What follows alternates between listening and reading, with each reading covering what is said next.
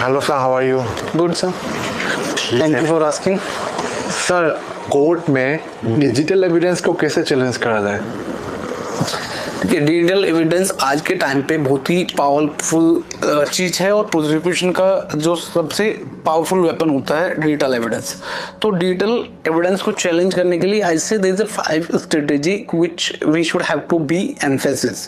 सो सबसे पहले हम लोगों को चेक करना चाहिए जब भी कोई एविडेंस कोर्ट में प्रोड्यूस करते हैं और अगर वो इलेक्ट्रॉनिक एविडेंस है, तो पहले इंडियन एविडेंस एक्ट में सेक्शन 65B का सर्टिफिकेट मैंडेटरी था। अगर 65B का सर्टिफिकेट नहीं दिया गया, that's mean that electronic evidence is not admissible before the court.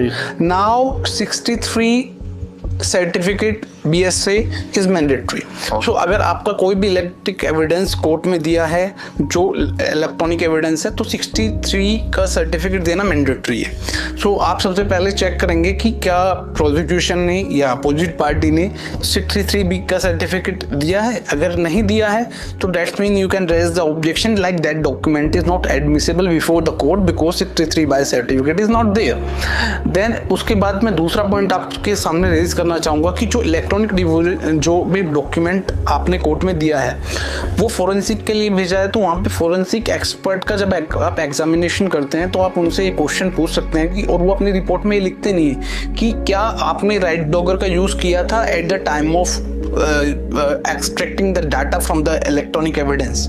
तो अगर वो, अब इसका बेसिकली यूज क्या होता है राइट ब्लॉगर का? राइट ब्लॉगर क्या काम करता है, आपकी जो डाटा है उसकी प्रॉपर्टी चेंज नहीं होने देता। Property in the sense like जैसे जो आपका डाटा है वो किस टाइम पे क्रिएट हुआ था, उसमें मॉडिफिकेशन कब हुआ है, उसका एक्सेस टाइम क्या था, उसकी लेंथ कितनी है, उसका फॉर्मेट क्या है, all these things are going to be manipulated जब आप डाटा को एक जगह से दूसरी जगह ट्रांसफर करते हैं। तो जब जो फोरेंसिक एक्सपर्ट है वो डाटा को एग्जामाइन कर रहे हैं कि उसमें कोई चेंजेस हुए हैं नहीं हुए, तो वहाँ पे राइट ब्लॉगर का यूज होना चाहिए। अगर उन्होंने राइट ब्लॉगर का यूज नहीं हुआ है तो you can raise your objection of the credibility of the evidence कि that evidence is not credible.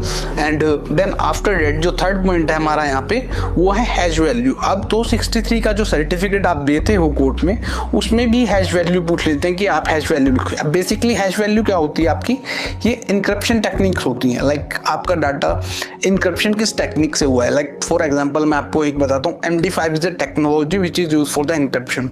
अब MD5 में क्या होता है, जैसे सपोज आपने A लिखा है तो A के लिए कोई हैश वैल्यू होगी जैसे 1 2 5 6 नंबर्स, एंड देन वो नंबर्स इंटीग्रेटेड होकर जब डाटा ट्रांसफर होगा तो this encryption technology is tried to be manipulate data, उसमें अल्टरेशन करने से उसको रोकती है। तो आपको ये हैश वैल्यू भी पता होनी चाहिए जब आपको वो एविडेंस आप कोर्ट में लेके आ रहे हैं कि जो आपका डाटा कोर्ट में प्रोड्यूस किया और जिस पे प्रोसिक्यूशन रिलाई कर रहा है या दूसरी पार्टी रिलाई कर रही है उसकी हैश वैल्यू अल्टर्ड तो नहीं हुई है। जो फोरेंसिक एक्सपर्ट की रिपोर्ट आई है उसमें जो हैश वैल्यू दी गई है और जो हैश वैल्यू इनिशियली आपको मिली थी उनमें कोई अगर अल्टर हुआ है, मॉडिफिकेशन हुआ है, that is manipulated, and that is one of the objection raised by the defense that data is not credible and court cannot rely upon it. Then after that आपको एक चीज होती है log files. Log file is basically for trail the activities. Basically आपकी अगर log file में क्या होता है कि लॉग टाइमिंग होती है, फाइल एक्सेस होता है, मॉडिफिकेशन का टाइमिंग होता है, so all these things will be in the log file. अगर वो इनकम्प्लीट है, उसमें जो है वो मिसिंग है या फिर इनकन्सिस्टेंट है, दैट्स मीन डिफेंस ये आर्ग्यू कर सकता है कि chain of evidence is not completed. Chain of evidence अगर कंप्लीट नहीं हुई है तो इन दैट सिनेरियो आप फिर उस पर रिलाई नहीं करा जा सकता। And then after and last आपका होता है meta data. Meta data is basically is data about the data. तो उसमें क्या होता है कि जो आपकी फाइल है बेसिकली कब क्रिएट हुई थी, कब वो मॉडिफाई हुई थी, किस डिवाइस पे वो क्रिएट हुई थी, उस डिवाइस का जो है आपका नाम वहाँ पे होगा। All these things is about Meta data. अगर मेटा डेटा प्रोसिक्यूशन के वर्जन से मैच नहीं करता है तो डिफेंस के पास में स्ट्रॉन्ग कॉन्ट्रडिक्शन आ जाता है।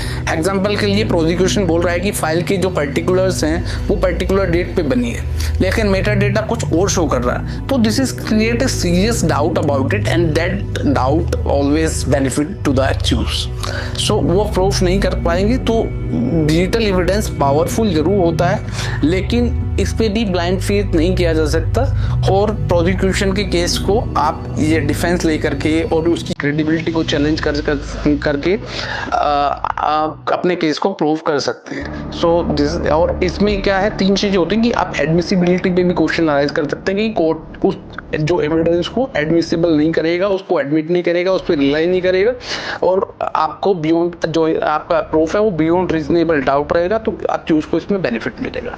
सो this is about the electronic evidence और digital evidence. Okay sir, thank you. Okay, thank you.